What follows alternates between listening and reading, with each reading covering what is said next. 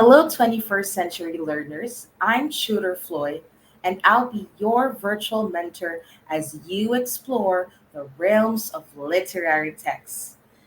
Today, I'll help you skyrocket your reading experience through 21st century literature from the Philippines and the world. Now, I hope you guys are doing great today because today is our first session for quarter two of 21st century literature. And allow me to flash the MELCs, or the most essential learning competencies that we'll be having for the entire quarter.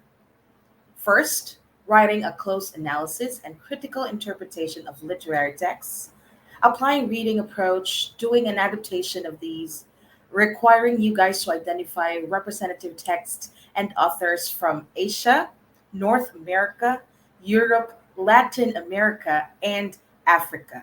Second, compare and contrast the various literary genres in the 21st century literature. But this time, it's not anymore in the Philippines, but across the globe.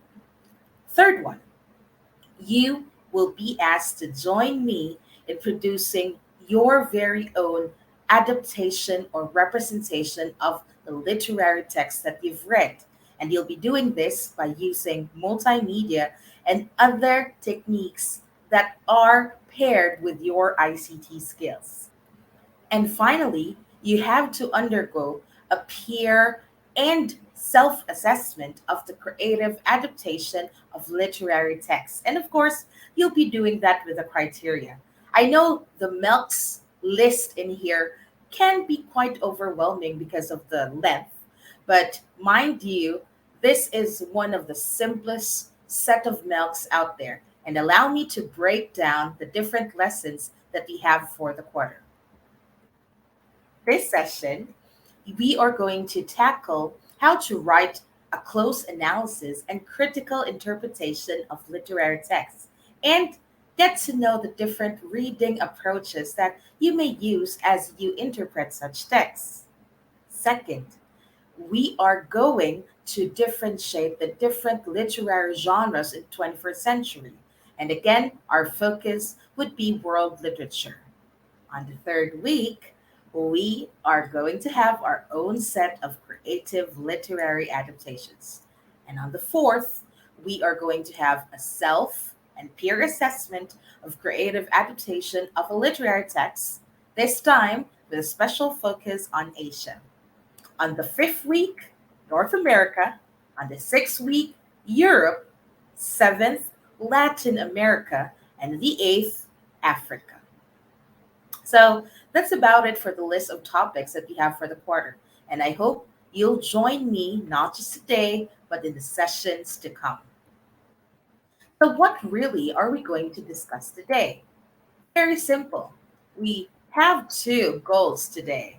First of which, identify the common reading approaches that are helpful in analyzing and interpreting a literary text. And second, when you go through your respective classes in school, you'll be asked to write a close analysis and critical interpretation of literary texts using different reading approaches that you guys will be learning today with me. Allow me to present to you the literature concept of the week. Any guesses? Well, it's very familiar to you guys, and that is reading. Now, reading has been a skill that we've mastered as early as elementary. Now, at a young age, we are able to practice listening to different sounds and spoken words, as well as responding to such spoken words through speaking. Now, reading as a skill involves us trying to decode whatever word or idea that we see in printed or digital text. How should we read? That's the big question. Well, we have different approaches to reading. We could maybe listen to some music while we read. Others prefer taking pauses or breaks in between chunks of text. And others even prefer staying silent as they read? Well, given such variety of reading, let's get to learn the different reading approaches that may fit you as you understand a literary text. But first, let's begin by defining what reading approaches are.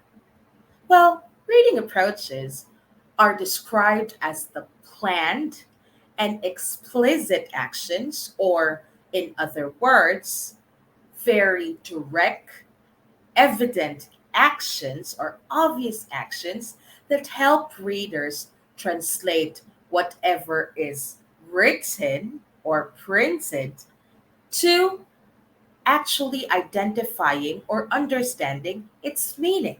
Now, reading approaches help improve your decoding and reading comprehension skills. Not only do you get acquainted with new words or vocabulary, you also get to see different techniques or styles that writers use as they produce their own masterpiece. This morning, I'll be sharing to you the four basic reading approaches that have been effective and have been tested through time. What are these approaches? First, skimming. Second, scanning. Third, intensive reading. And fourth, extensive reading. So you see, four easy approaches that you can master in just one session. Are you excited to learn or relearn them? I hope so. Let's begin with the first one, which is skimming. Now, what is skimming? Skimming is known as an approach or technique that you use as you try to get the gist or summary of the text. So, what's so special about skimming and when is it best used? When you're someone who attempts to skim a text, it's very obvious that you're someone who already has an idea of what the text is. So if you're familiar with the text, you would readily know which parts or portions of the text to skim. So, what are some scenarios where we can apply skimming? Well, when we wanted to buy maybe a good product or a newly released product online, you go ahead and check or skim the product reviews. The same goes with services. Second scenario, well, if you're someone who's preparing for a soon speech, you have to practice and skim your notes or cue cards in advance to make sure you won't forget anything. Third example, when you are quickly searching for something, let's say you are trying to review your lesson and you're having this quick thought, wait, what was that? You use skimming as you go through the pages of the paper or a PDF and look for specific lines or specific content that would help you understand and recall that specific concept you're looking for. And finally, when you're reviewing with a friend or your sibling, you get to skim your notes every now and then. Okay, that's about it for skimming. Let's proceed to the second one, which is scanning. So imagine yourself scanning a barcode. With that same approach, going up, down, reading side to side, you're scanning if you're running your eyes over a text to get some specific points. So let's say you're someone who is not really focused on an academic task at the moment. Let's say you're going through your email list, trying to read the different email subjects that you have, looking for the urgent ones or the more important ones. That's scanning. Second example, when you read the daily news and you're excited to see your latest horoscope, or maybe you're excited to see the recent showbiz news, so you'll go ahead to that section as you scan the paper. Easy, right? Third one, when you head to a restaurant and search quickly the best food option or drink or beverage option for you. Well, scanning is going to be your best friend. Now, the last two reading approaches are intensive and extensive reading. So we have something in the extreme, which is intensive, and something that is done in a wide scale. Or is it really a wide scale? Imagine having a boxing match. Intensive reading is a perfect approach that helps you master concepts. How come? Because it is time consuming. In other words, it takes time for you to read, review, go back and forth to the different concepts in a text. In other words, you're definitely studying hardcore when you do intensive reading. If there are unfamiliar words, you'll definitely pause, look for the meaning of those words, and go back once you're ready. Extensive reading, on the other hand, is similar but also different. Well, in what sense? Extensive because it may be time consuming if you're already enjoying the text that you're reading. Let's say you're engrossed or fully invested in a text or a novel and you're enjoying it. And just like studying from 8 to 11 p.m., you're also reading from 8 to 11 p.m. or even beyond that because you're extending your time as you leisurely read a text. So the only difference between the two, or the subtle difference between the two, is intensive reading is highly useful for academic purposes, while extensive reading is helpful for you to enjoy and be interested in different texts across the globe while enjoying. Okay, so that was easy peasy, right? Now let's proceed to some other tips that you can use in exploring the world of literature. First, vary your reading rate. Should I go fast or should I go slow? So, your reading rate would vary depending on the type of text that you're reading. Let's say you're familiar with the entire text or most points of the text. Or, better yet, the examples provided in the text are repetitive, the illustrations are easy to understand or to browse, or the concepts provided are quite general. It's something that you'll read. So the concepts that you've read are things that you're already very familiar with, or things that even if you keep your eyes closed, you already know what they mean. Well, in terms of reading rate, you'll have to go fast. Now, on the other hand, if you're unfamiliar with some terms or words or there are jargons in the text, definitely you'll take a pause and decrease your rate. If there are long winded sentences or highly detailed information that you need to master, your rate should either be steady or decreased to make sure that you've emphasized or you've mastered fully that portion or those portions of the text. Easy. Look for pivotal words or words that give us clue as to which part we are in the text. What are examples of pivotal words or phrases? In other words, to repeat, while, On the other hand, consequently, or therefore, for these reasons in entirety. Now, these are just common examples of pivotal expressions, or in layman's terms, the transitional devices or words or phrases that we are all familiar of. There are lots of example for pivotal expressions or transitional devices.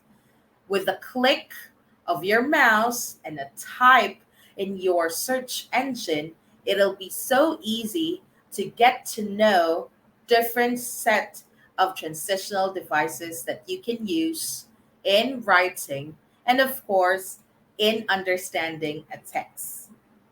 As you go through these pivotal words or when you see one, make sure that you understand what their uses are. Let's say, in other words, or to repeat, you're emphasizing a certain point, or there's something similar that you've found. If you spot words like consequently or therefore, you're definitely trying to check the cause or present the cause and effect of some scenarios or phenomenon. Easy, right? And finally, the third reading tip that I can give you is to read voraciously. Imagine eating a burger that you've been longing or craving for a long time. Just imagine the sauce dripping from the tissue or the burger itself, its scent or aroma, and of course, its taste. Now, as you consume the burger and the fact that you like it so much, there's a tendency that you ask for more. The same goes for reading. You are encouraged to read as much as you can, not just with one literary genre or not just a specific reading assignment in class, but to read and read whenever you can. So that's reading voraciously. Now, why are we asked to do that? Well, writers are known to be shaped by other writers. This is a perfect example of you getting immersed in the reading experience, learning lots of styles used by writers, and eventually getting your own technique or your own style in writing. So you see, reading is not just about decoding or comprehending text. You are expected to also write about the things that you've read or write about the things that you've thought of. So you see, that's amazing, right? Now, I'd like to leave this quote by a very famous American poet, Joyce Carol Oates. Reading is the springboard to writing. So, as you read voraciously, I'm kind of hoping that you're starting to pen your masterpiece. So, to check for your understanding in today's lesson, let's have our quick assessment. Are you guys ready? I definitely hope so. Here are the directions. Read the scenarios given in each number. Then, identify the reading approach that best apply for each. Let's begin with the first item or scenario. Miriam loves reading novels and short stories during her spare time. According to her, such hobby did not only provide her entertainment but also improve her vocabulary. Which reading approach do you think is described in this scenario?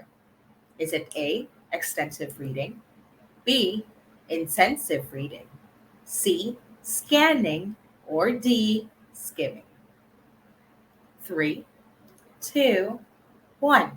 Let's check the answer and let's see if your answer is the same as mine. The answer for this item is letter A, extensive reading. So you read for leisure, not just because it was a task given to you. Good job, you guys. Second scenario. Roland, together with his friends, visited a newly opened restaurant shortly after the pandemic. He was eager to pay for everyone's meal that he grabs the menu as fast as he can and starts choosing the best food options for everyone. Now, which reading approach is being described here? Is it A, extensive reading, B, intensive reading, C, scanning, or D, skimming? Three, two, one. Let's check your answer. I hope your answer is letter C, scanning. Remember, when you scan, you're checking specific information quickly. All right, good job, you guys. Third one. Micah wants to answer the guide questions as quickly as she can. So she looked for specific signposts or lines in the selection that might provide her the instant answers. She used which type of reading approach? Same choices: extensive, intensive, scanning, or skimming. Three, two, one. The answer is skimming. Okay, so you see, the person is skimming because the person is already familiar with the text, and to easily go through the guide questions or answer the comprehension questions, she'll just go back to the portions which she already know of, or maybe portions where the answers are located. So I hope you'll be mastering the art of skimming on your end, just like Micah. Next one. Yes, I shall burn the midnight oil, aka work, study very late at night. So that's burning the midnight oil. So, yes, I shall burn the midnight oil so I can ace my scheduled quiz tomorrow. I don't care if I'll have to go through an extreme amount of reading tonight. The same choices for you guys: extensive reading, intensive reading, scanning, or skimming. So, which one is it? In three, two, one. The answer is, remember, you're exerting so much effort. There's a huge amount of time consumed. Definitely, we're seeing the use of intensive reading. Good job, guys. All right. The final item for the session. Teacher Christine encouraged her students to read not just for academic purposes, but also for leisure to get the best out of the reading experience. With the same choices: extensive reading, intensive reading, scanning, or skimming, which is the best reading approach that applies to this scenario? In three, two, one. The answer is extensive reading. Okay, so you're going beyond your shell. So you get to experience reading beyond the classroom experience. You're reading not because you're required, you're reading because you wanted to learn more, you wanted to enjoy, and so on. So you see, don't just go for skimming and scanning and even intensive reading. Also, find time for extensive reading. Since you're now familiar with the four basic approaches in reading, let's have a quick recall on what literary analysis is and how it works. Literary analysis means you try to examine and evaluate a literary work to better understand it. It's not just a simple summary. You get to name the elements, yes, emphasize them, but you also have to provide meaning as to how you understand these elements and their relationships. We carefully examine and evaluate when it comes to literary analysis. Now, here are some tips that I can give you when it comes to literary analysis. I promise you, these are worth sharing and would come in handy once you produce your own literary analysis. First, annotating the text.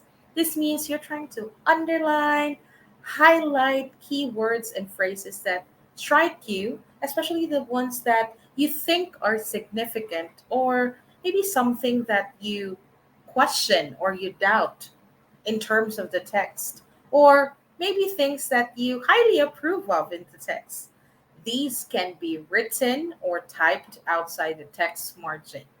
And why do we need to annotate? It's beneficial because as you skim through pages, once again, it's easier to always get back to the points which you annotated a while back and feature some of them in your own literary analysis.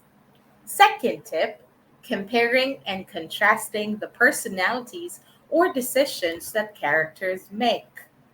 This is helpful because characters in a story serve as representation of human beings. They're like us. We identify ourselves easily with these characters, and if in case you couldn't really relate much to them, well, the least you could do is pick some lessons from the aftermath of the character's decision. Let's say there's a conflict and the character decided on things or acted on things in a particular way. If it's something amazing, you can talk about it in your literary analysis, discuss the impact of those actions or decision to other characters in the story, and even the flow of the story. But if these are actions that are quite horrendous or sinister, you may want to point that out in your literary analysis and mention why you wouldn't be doing something similar when dealt with that same situation. Or if, again, if it's something positive, it's something that you'd like to model. Okay, so those are the things that we look forward to once we start writing our literary analysis with special focus on characters, decision, personality, or action. So, the essence of characters' impact to us readers is definitely at play here. Note that down. The third tip for literary analysis is identifying the author's purpose and style and the context in which the work was written. Okay? So remember your social context, emotional context, economic context, political context. All those contexts are contexts that we can point out or compare after reading a text. Are they overlapping each other, or is there only one context? You have to include that in your literary analysis. And if you're someone who could relate to the context in the story, perhaps include that in your paper and mention why you can relate to it. You can specify, explain how the characters in the story have experienced, let's say, economic struggles. So the struggle that they have there involves economic context. So you explain why economic context, why it's quite challenging, and so on. And then from there, you mention how you can relate to the character of the story experiencing that context. Okay, that's how you do it. The fourth one here is using a specific literary approach or theory. If you can still recall, formalist approach. Okay, you mention all the elements of the story and making sure that you just study the story or the text as it is. You don't care about the background of the story or the writer, rather. Okay, you don't talk about other things that are not inside the story. Just the objective, most objective way of criticizing or interpreting a story and analyzing it. We also have, if you can still recall, biographical historical. You get to know what were the experiences of the author while writing the piece. So you would understand his or her life experiences and what was the inspiration for his or her story. Okay, so even the historical events that have happened, like Anne Frank, Diary of a Young Girl, or Diary of Anne Frank. So you would understand why she has written her diary and what's the reason why she was writing that, what was the context that had happened or historical context that had happened in the past that made her write that piece. Okay, psychological and moral, checking the decision, good, bad, or just the reader's response, a simple reader's response. So, all these approaches are useful in evaluating a work based on an external perspective. Let's move on to the fifth one, which is analyzing the patterns that we see. Perhaps we're looking at a recurring image, or you've spotted a recurring symbol within the work. Then we discuss these potential symbols in our literary analysis and discover or expound on the possible meaning behind these symbols and the emotions that we get from such meaning. We do this by asking questions about such patterns and explaining the how and why they appear or exist. For instance, why did the author use the word impossible several times in a text? Or why was the shadow often lurking in every single scene in the story? How come it's often noticeable? How is the shadow relevant to the plotline? All these questions are just questions that you may want to answer and jot down in your literary analysis. So, those are just examples. And finally, including pieces of evidence to prove your points. So, as you go pinpoint the prior areas or portions in your work, you should also include pieces of evidences to prove your point. Let's say you highly support the author when he or she mentioned this and that. So you directly quote specific lines from the text, then explain those lines. So if you plan on picking out just the gist of related ideas in paragraphs, so you can expound on them, give your conjecture or your opinion towards those ideas, and again, quote properly quote those evidence pieces of evidence. And if you plan on quoting a certain theory or a proven idea from an external source and relate it to these quotations or lines within the text, and then make that connection or match, then you can also add them in your manuscript. So those are all the tips that I can give you in analyzing a text and creating your own literary critique or interpretation of a work. I hope these tips will guide you in your journey towards interpreting a literary text and eventually creating your own. Just a recap of these approaches. Remember, you skim because you wanted to look for specific details in the text that you're already familiar of. You scan because you're searching for information quickly to check immediately which detail you need. Let's say you're looking for a quick order in the food menu, so you scan. Third, intensive reading. So, burn the night or the midnight oil.